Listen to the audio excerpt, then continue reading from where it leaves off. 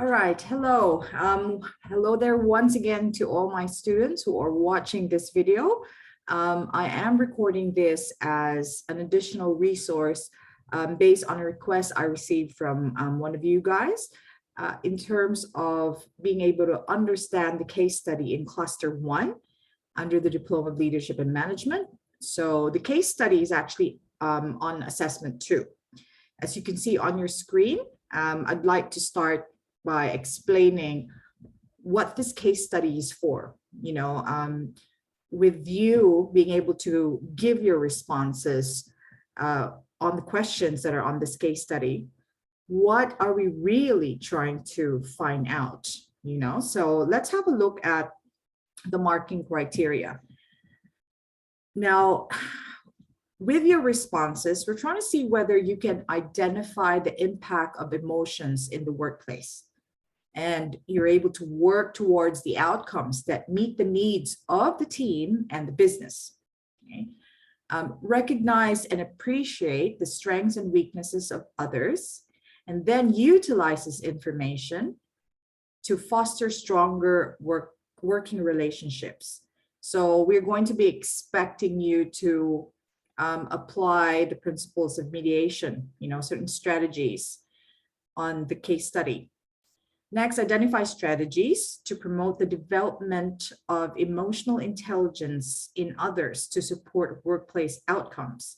So we would like to see whether you're able to plan and implement strategies that will allow others to develop their own emotional intelligence. And you could maximize team output and outcomes through adaptation of emotional intelligence techniques. So what are you going to do to use certain emotional intelligence practices at the workplace to get your team to work at the best of their abilities, right? Now, also, we are looking for, we're trying to assess your ability to identify communication techniques. Okay, so what sort of techniques are you going to use in communicating to your team? Okay, that you would use to facilitate team building and also negotiate shared behaviors. So what are sort of things that you're going to do as you communicate to your team, and based on your way of communicating to your team, are you actually promoting the team to work together? So you're building that team as you're communicating. Using work activity as meetings, such as meetings and presentations to promote personal growth and team building. So what we can do now is read the case study, right? So I always go by paragraph per paragraph. I need to find out first, why am I reading this case study? What's the point of this? And we all know it's about emotional intelligence and communication, right? So kind of try to expect that you need to understand what this case study is all about and what sort of opinions you might be asked for, and it must relate to emotional intelligence and communication.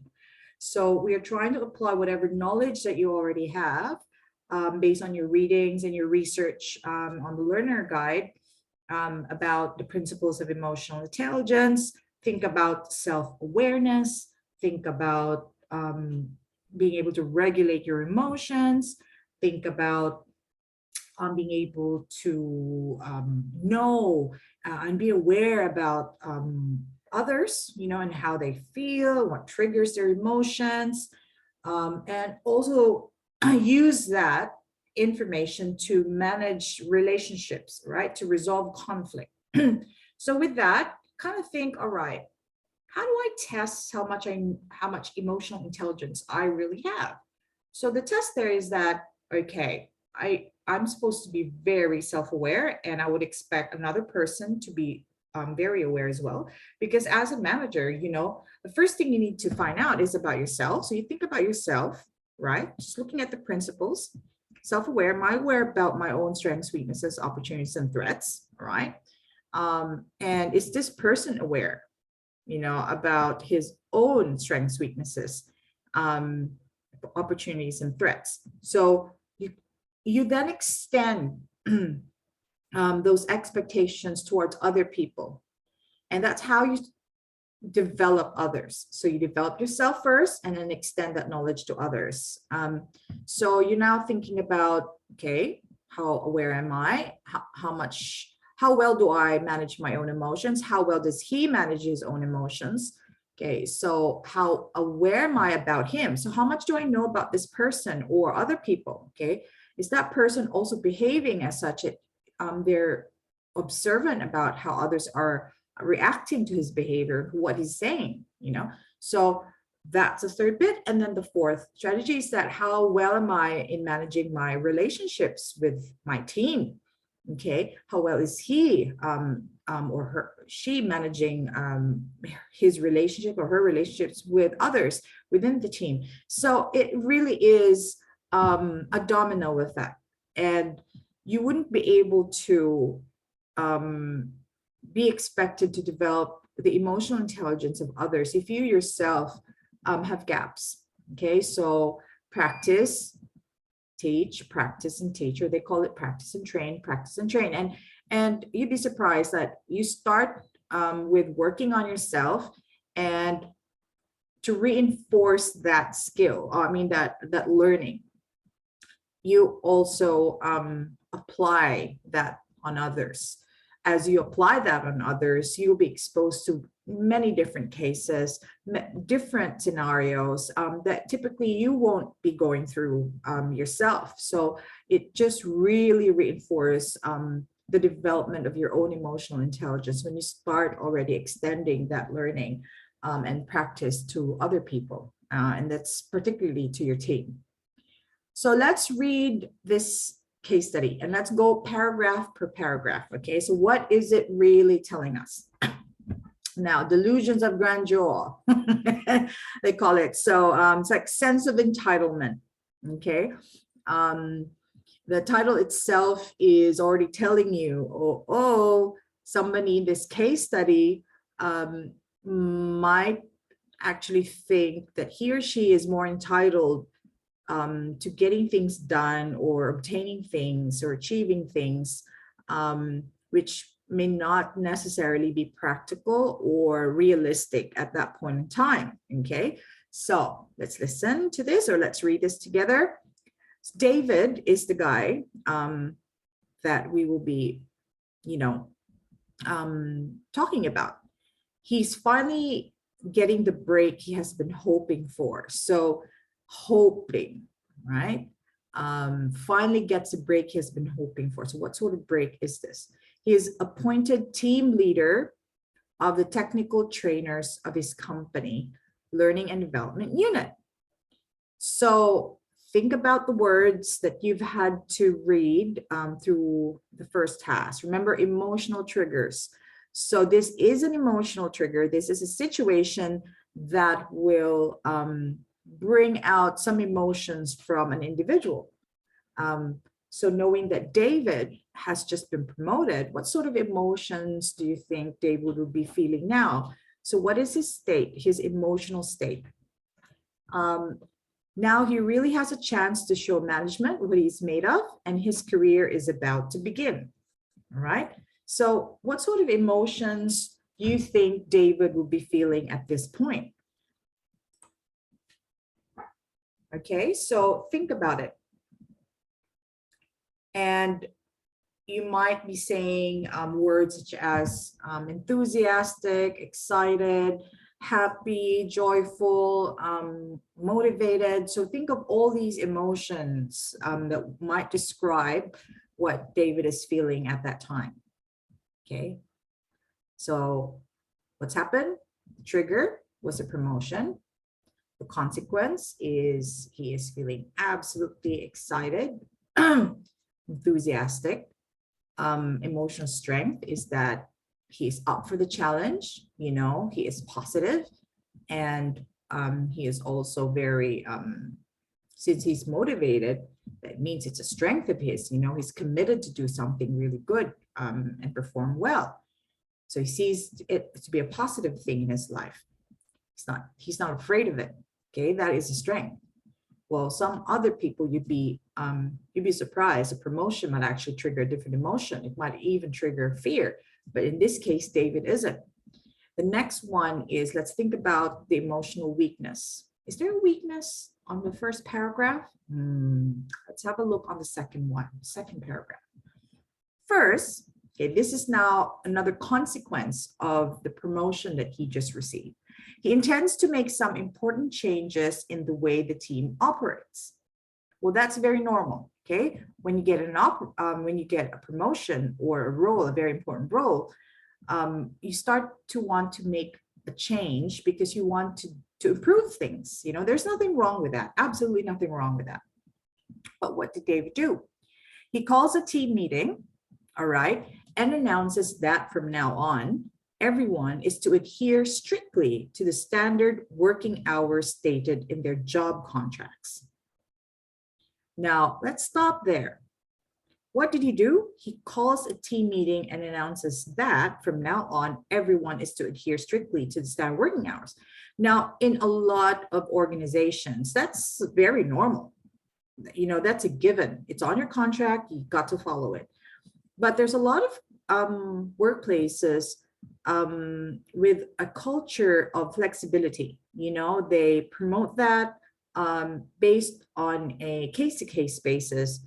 And we still do not have enough information as of this time what kind of culture this place has. But because that is the first thing that David wanted to change, it meant that people were actually not adhering strictly to the working hours. So that's a clue, right? But let's have a look further. Also, he intends to check everyone's expenses quite carefully when they return from their frequent interstate training trips, okay? So under no circumstances does he intend to let his budget blow out. Now, who wouldn't want their budget not to blow out? Of course, you know, that's part of your KPI. You are expected to make sure that you don't go over budget, and you try to implement practices that will make sure that you have available people when you need them and when they're expected to be there. I mean, there's nothing wrong with his intention, but something doesn't sit right here. You know, if somebody doesn't have the emotional intelligence, enough emotional intelligence to extend themselves to how others feel and do not consider how others will feel based on what he is planning to do, then they would say, that's fine. You know, I'm well in my rights to be able to make these changes. I have the authority level to do that. But the question is, how will this impact everyone else? Because David is not the only person in this situation. He is obviously affecting others. So the trigger, okay, so you now know that others are involved in the situation. Then you start thinking about, okay, how will this impact the others? Is this a situation that we can consider as an emotional trigger? So think about it. What is the potential consequence of him, David, in this meeting, you know, of calling out this meeting and putting all these changes straight away without considering, you know, without showing any behavior or action that he is sensitive to how others may feel with this change, that he has given others the opportunity to express how they feel about this change before implementing anything. Okay. Next point, the trainers point out that they frequently travel outside working hours. So see, look at the strange thing here. They have strict hours, but they're also frequently traveling outside working hours. And a lot of their preparations for training is undertaken in their personal time. So they're not paid for those hours. They seem relaxed about timekeeping. When back at head office, it's a normal give and take, culture.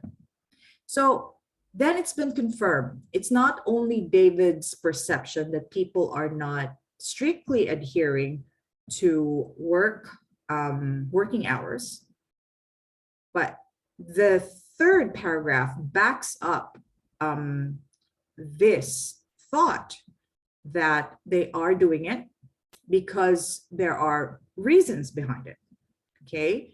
And this is how they accepted, that's okay, we can do, we can use our personal time for as long as we are also having that, the exchange of being able to come in when we want to and leave whenever we want to, depending on how we feel is fair for us. So can you think about how a person would feel when they are working beyond standard working hours and they're not paid for it? That is a situation, that's an emotional trigger, and obviously if you think about it, that would have, this situation, since it's been happening, it says that they've been frequently traveling outside working hours. This is not something that's just happened today, okay? This must have happened a while back, and to be able to resolve this conflict, because it is an issue, you're not meant to be working outside of your working hours, then they've possibly been offered that privilege, okay? So those are the possibilities, although there is nothing here that says that they have been officially authorized to do so, right?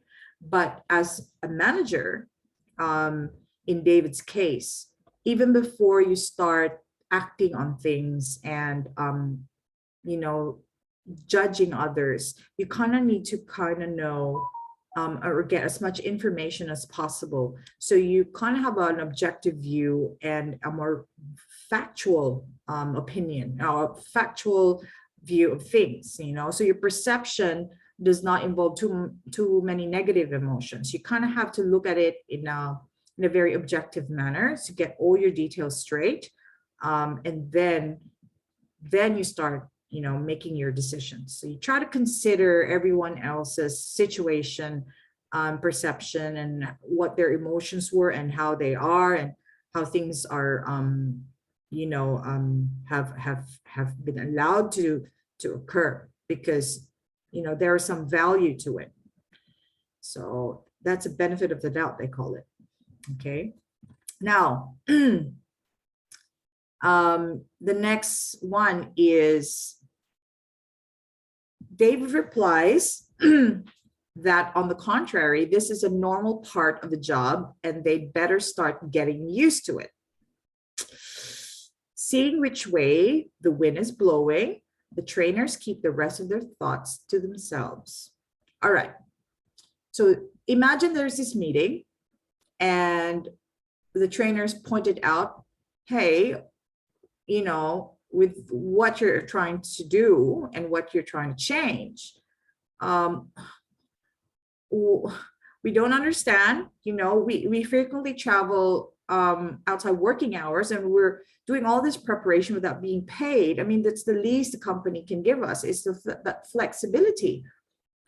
And David just replies without a pause, well, it's a normal part of your job, so just take it, take it or leave it. So with that type of reply, that's a trigger. Okay, how do you think the team would have felt?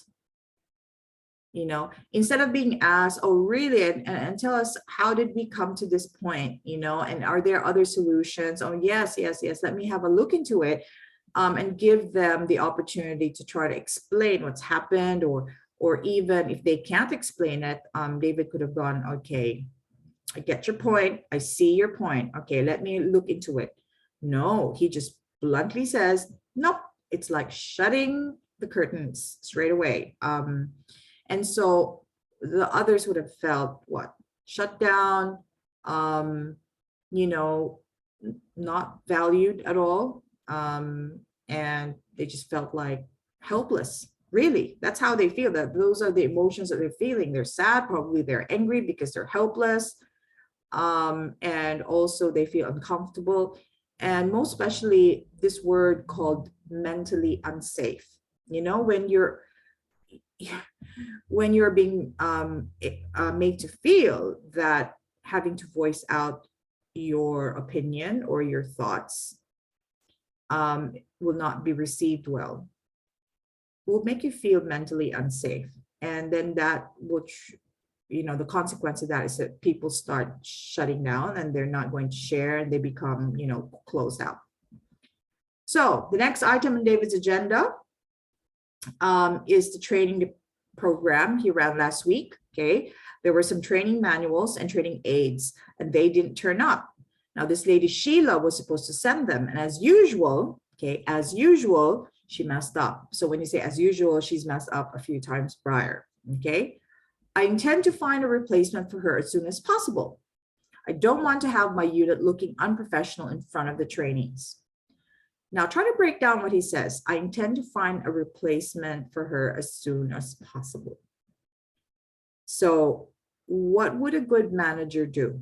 Would they just do that straight away? And is it even legally acceptable that just because a person or one of your staff members were not able to perform a particular task, that you're in a position to replace them straight away? Okay, when he's not saying he's firing her, he could probably demote her and put her in a different role, but he's removed something that had been agreed to be given to a particular staff member. So that's part of a job description. So do you have every right to do that without going through the normal performance management process, which is by law a requirement? Okay, now he's gone beyond. He's not doing what is right. Number one, legally not right. Now, how about morally? Okay. His intention of not having his unit look unprofessional to others, especially to the trainees, is good. Yes, absolutely. We don't want that to happen. We don't want that to happen. But I think the means to that end will need a lot of intervention. Okay. Think about the means to that end. So the trigger, what was the trigger in the situation? Sheila didn't deliver what she was meant to do. Consequence is the manager, David, is now thinking and is motivated to find a replacement for her. And consequence of that she may lose her job. Okay, consequence of that would be emotionally, she would definitely be shattered, Now, David's strength in this one is that, what is his strength? Very determined, he's keeping his eye on the prize. Like he doesn't want to tolerate things that are not right. I mean, really, if you look at it, Sheila should have delivered, it isn't right that she wasn't able to do that, but there must be the benefit of the doubt. You should give that to Sheila and ask her what's happened. He hasn't even done that. He hasn't asked for information. He just the weakness of David is to conclude immediately, okay, and not getting enough information before he makes any decision. So he's not considering how others would feel. He's more result oriented than people oriented. Okay, so that definitely could be a weakness in a lot of situations in management, because we are dealing with people, but there are certain situations as well that, as long as you've tried your best to consider everyone else, and there is just no way, especially legally, that we should sway ourselves from doing the right thing, then, there will be times that we will have to make that decision to become more objective and more process and results oriented rather than people oriented. Later in the canteen, the trainers have quite a few words to say among themselves, of course. Okay, what happens when someone is under a lot of stress? one of the coping strategies would be getting social support. So when you see people are ganging up, it's actually an act of getting some support. And it's also coping and getting to be more resilient. Okay, so social support is extremely important. What do they say? They say, fancy him checking up out on our expenses. He's the one who overclaims, not us. Do you know how bad someone would feel if they're not being trusted with money?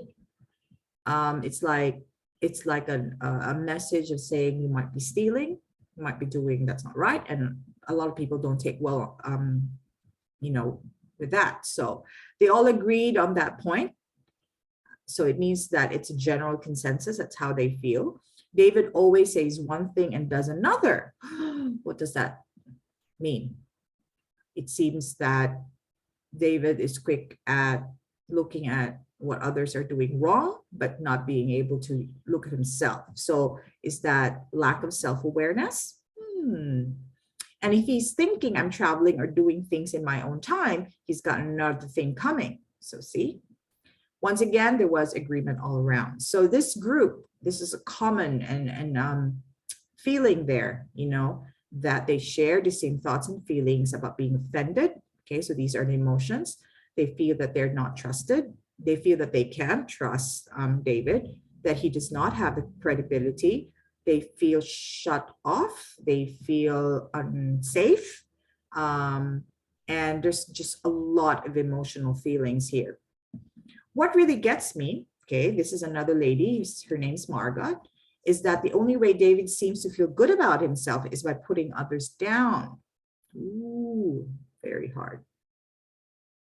He even does it in the training sessions. He's always flying off the handle too. I've seen him rip into trainees when they don't understand what he shows them first time around. Now, try to describe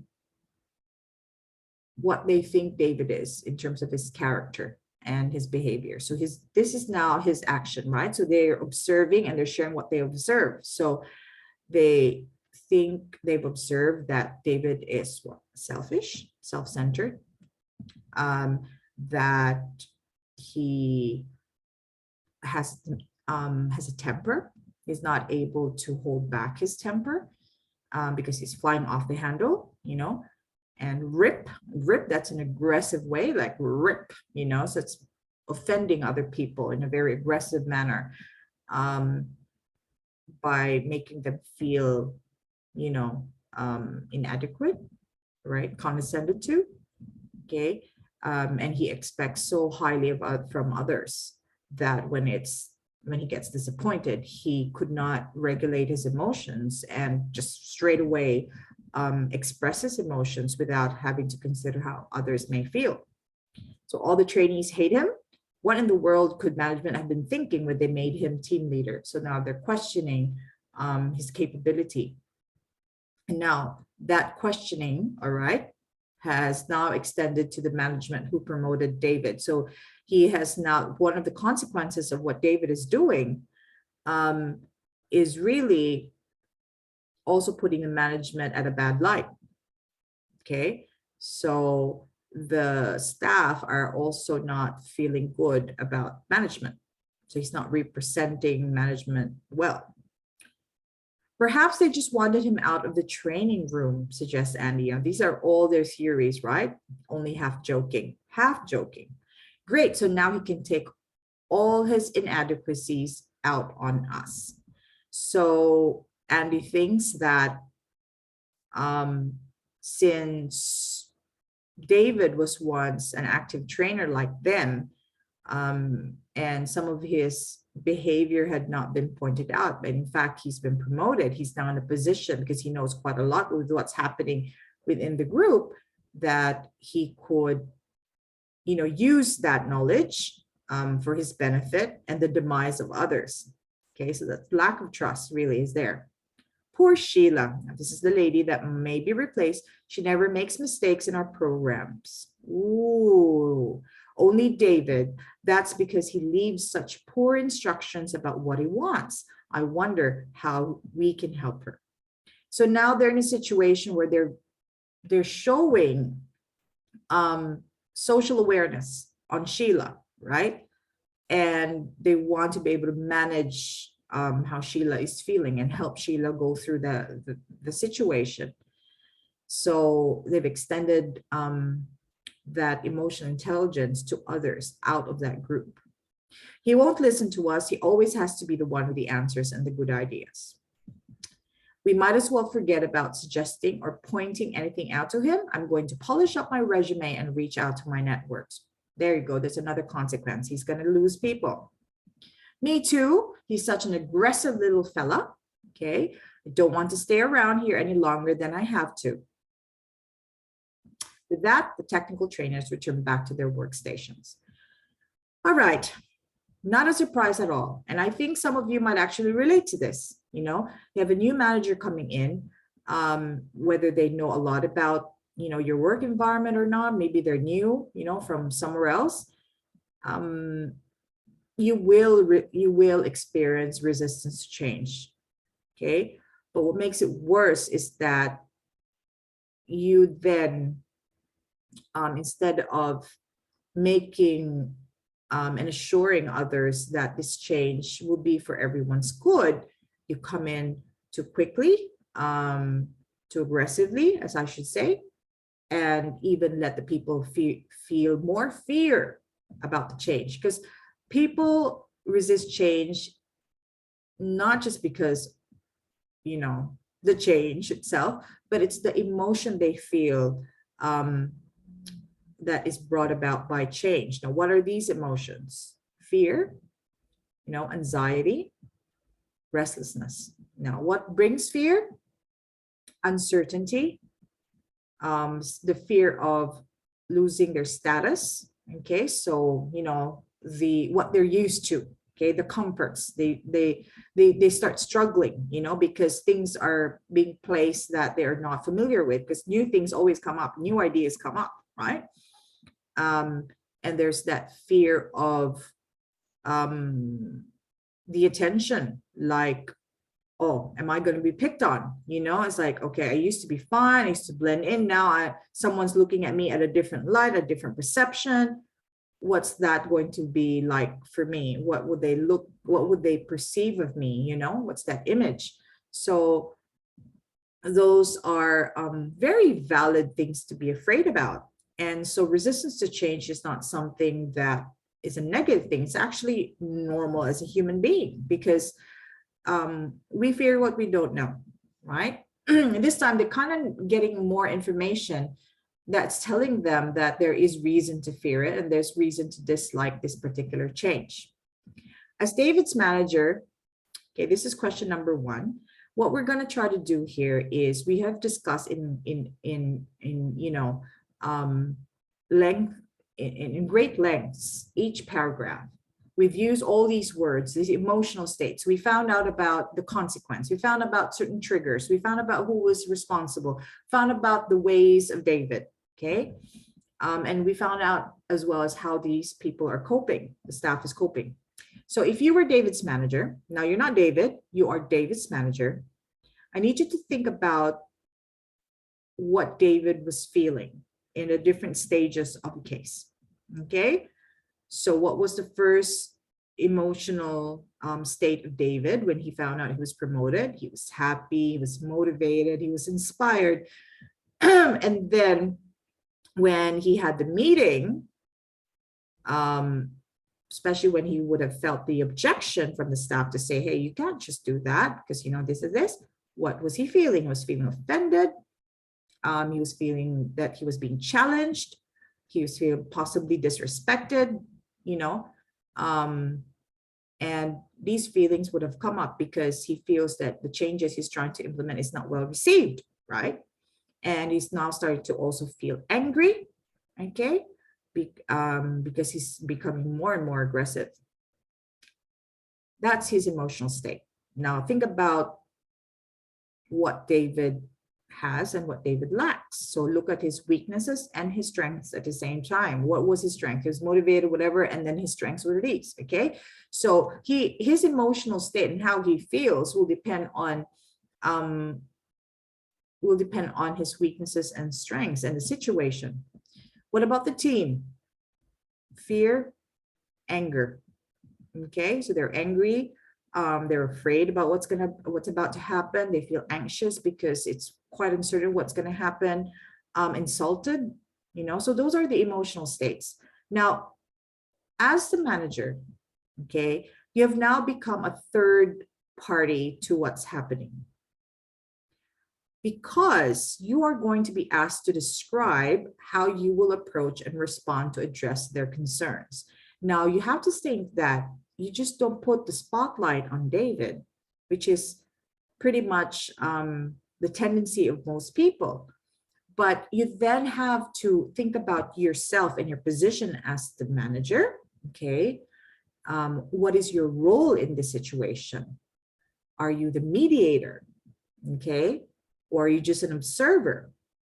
And then as in your role, okay, how aware are you about yourself and what you could do to David and to the other team members? Are you equipped to be able to do this? Okay. Do you have the skills to be able to do this? Okay. What do you lack to be able to resolve this issue within that role that you've given yourself? And then can you actually regulate your own emotions? If you are going to mediate and you're promoting this regulation of emotions to others, you must be able to do it for yourself and show it as a role model, as a leader and manager, right? So think about it. Regulate your emotions. Don't go as quick and as fast and as hard as what David had done, okay? Because we know it's not going to turn out well. You're going to have to tread on this carefully. You're dealing with people's feelings. Now, how aware are you about how others are feeling? Do you have all the information that you need? And is this opinion or is it fact? Okay, the answer to that will provide you with answers on what you need to do to respond, okay? And then finally, do you have enough awareness? Can you regulate your emotions throughout fixing this whole issue, depending on the role you've chosen as a mediator or observer, or a trainer, or a mentor, okay? And do you have enough awareness and information about how this whole thing is affecting people emotionally? And do you know what their expectations are, and what they would like and hope to happen? If you don't know those answers, you can't resolve this issue. You need information to be able to make decisions. And part of that, that's actually key in emotional intelligence. You need to consider other people's feelings first before making any decision on what you need to do. So what is the safest thing to do? Okay, your approach would be try to review if you have the capability to be able to handle this and what your role is. Next is once you know what it takes to fix this particular issue, of course, you have to look at, the policies and procedure of the organization. You have to consider that. And if you're able to do that, if you're capable and you're actually authorized to do that, and then what sort of roles that are best suited to your capabilities. And once you've made it, you've determined that, you then start finding out about social awareness, increasing your social awareness. Okay, how do I obtain information about firsthand information, not just hearsays, firsthand information about how others are feeling and what their expectations are, their attitude towards this whole thing, and they're open to resolving this conflict and what sort of options that they have. So you need to get all this information, and then from that information, you then respond to that, meaning depending on what you get, okay, you then reflect on the best way to be able to address this issue. Now, that is an answer that shows a lot of emotional intelligence. Instead of saying, I'll do this, I'll do that, I'll do this, I'll do that, you know, kind of put in some apply of these principles of self-awareness, regulation, social awareness, and management into your response if you can, okay? Next is identify and explain the main issues that you see with the team. Now, issues is very general, and you could definitely be very general with your answer. So what are the common issues? What are they feeling? Okay. And why are they feeling that way? So we've discussed that a while back. Identify the principles and strategies of emotional intelligence, which you think will be useful in supporting David and the team. So what are the principles and strategies of emotional intelligence? Okay, the principles, you know, the four, and I've been saying it again, again, again. Awareness, regulation, awareness of others, and relationship management. So think about that for David, okay? And think about that for the team. So with David, he is, say, does he lack self-awareness? All right.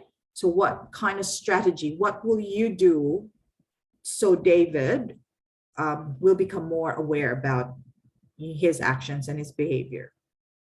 You know, with the team, okay, what is lacking with the team in terms of emotional intelligence? So are they also aware that what they're doing is okay, or are they able to regulate their emotions well?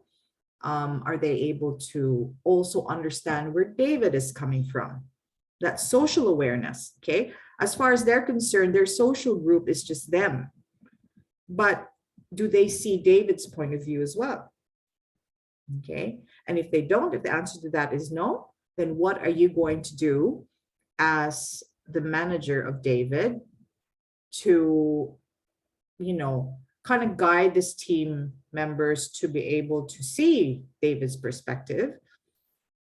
And then finally, do these people know and are equipped to be able to manage their relationship and resolve this conflict, just them, without your involvement?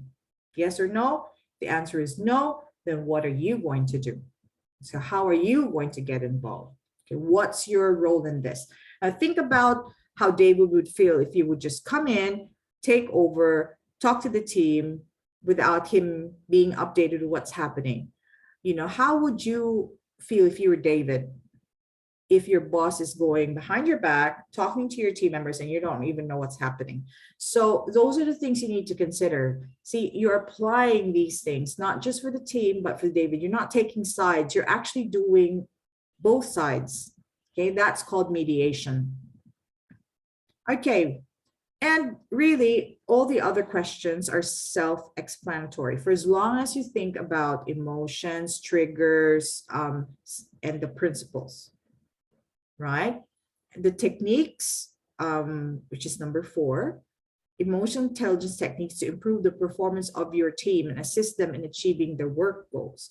So what are the sort of techniques? What do you do usually as a manager to make people become more self-aware, become more being able to manage your own emotions and stress levels? What will you do to let your team know each other and become more aware and sensitive to each other and be able to resolve each other's conflicts, you know? So give some examples. So many.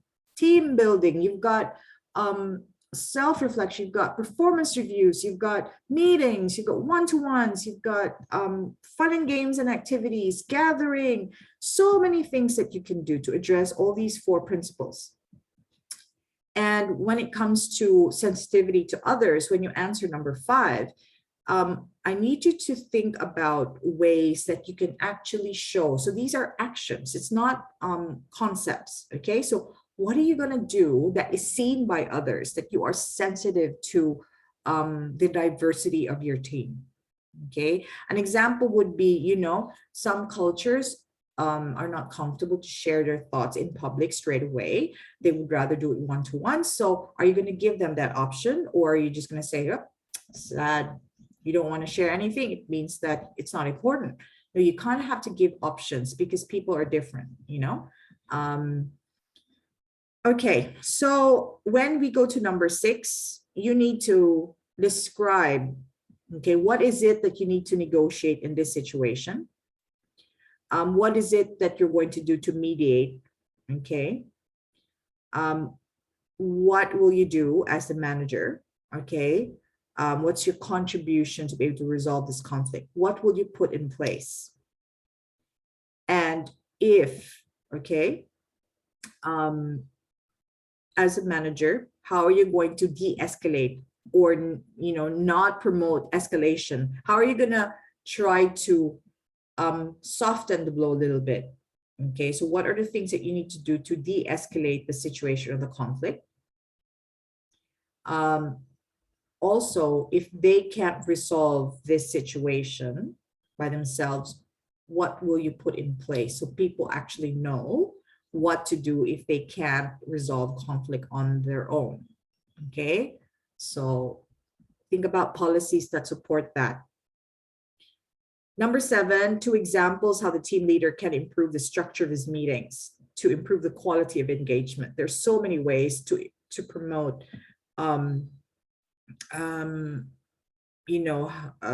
encourage others to speak up. And it starts with allowing and allocating time for people to speak up, not just randomly, but actually letting them know that, you know, it's time. You've got time to be able to speak out. So they know your message is you have a say to what's happening, right? So what are you going to do in your meetings? And the structure is like the agenda, right? Your agenda is a structure. So what are you going to put in that agenda to make sure that people know that they have the right to talk within that meeting? Okay, and also your manner of speaking during the meeting. What are you going to do to encourage people to talk and share their thoughts and ideas? And number 8, it's actually the 7 and 8 are quite similar. It's just promote openness and cooperation. This time, how do you get people to also be more open to each other, you know, in the right setting? So you need to establish trust, okay, and also get them to want to help each other instead of just ranting against each other, going groups per group, but actually cooperating, getting to be a cohesive team. What are you going to do? What might be some of David's strengths, weakness, triggers, and stressors? We've said that since the beginning, and there's a lot of information you can put in there. Developmental strategies in number 10 is about learning opportunities. So what are these things that David can partake or undertake to learn more, how do you call this, skills, to develop more skills? Are they going to go on a training course? Does he need a mentor? Does he go through webinars? What do you need to help David experience, you know, to learn? Now, 11 is just a repeat. 12 is what actions should David take to immediately resolve the situation and prevent it from escalating? Obviously, there is that sense of urgency. You know, if he doesn't do anything now, it might just escalate. He'll lose a lot of people. The consequences. What are the potential threats if he doesn't do anything and he continues with what he does? However, before he can resolve a conflict, what does he need to do? 4 steps. Okay. Can't expect him to manage a relationship if he cannot manage himself. So David should what? What should he do first? So he is equipped to resolve the conflict at the end. Okay, think about it. What would you do to ensure that your actions and suggestions will support the team? Think about, first, do you actually know what the team needs? Number 2, do you have the resources? Do you have the skill? Again, this is self-awareness, right? I'm asking these questions. Number 3, okay, what do they need? Okay, you have to determine what they need, social awareness, right? What do they need? And 4th, how do you make sure that you are really going to do what you need to do to resolve this conflict? Okay, so you're going to act on David, you're going to act on the team. And then after you've done that, are you going to do something afterwards to make sure that things are going well, right? So it's not just there, but moving forward, right? There you go. So that's a case study. Well, I thought it was going to be short, but, you know, we can talk about these cases the whole day or even more. But the end of the day is that it does take a lot of thought. It takes a lot of being able to put yourself in people's shoes and also put yourself in different shoes, including yours, and applying these 4 principles of emotional intelligence. I hope that today's video is going to help you give all the responses that we're needing to find, in your assessment. Rest assured, if you've given your answers and I feel that there are certain things that you still can add into it, I will put a comment as I return the assessment workbook to you so you can add more information. So if you need more help on this, please let me know. Send me an email, send me a chat message through Zoom on a Friday, or give me a ring, and I'd be glad to take you through the case study on questions that you still find quite challenging. But thank you very much for listening and for watching. Until the next time.